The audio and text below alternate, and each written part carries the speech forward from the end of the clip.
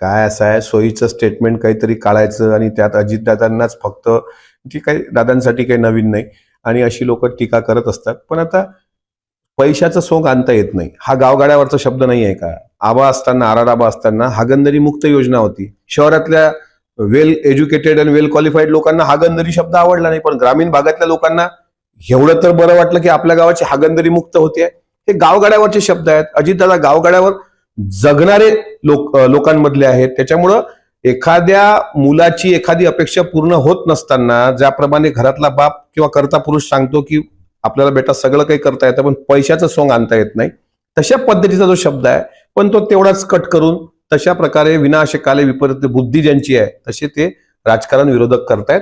मात्र महाराष्ट्र त्यांच्या विरोधकांच्या त्या विरोधालाही पाहतोय. आणि अजितदादा आता भिडे गुरुजींचं वय झालेलं आहे, त्यामुळे आता त्यांनी टीका करू नये. मला असं वाटते जसे ते गड किल्ले चढण्यामध्ये ओळखले जातात तसं त्यांनी धाराशिव, जालना या भागात पूरग्रस्ताचा दौरा करावा आणि आतापर्यंत जे काही संपत्ती जमवलेली आहे त्या संपत्तीचा पुण्यात जर रूपांतर करायचं असेल तर त्यांनी आपली संपत्ती जी आहे, ज्याला कोणी उत्तराधिकारी नाही, ती धाराशिव जिल्ह्यात आलेल्या अशा भयंकर संकटावर बळीराजाला अर्पण करावी. तेव्हाच भिडे गुरुजी हे इतिहासात अमर होतील.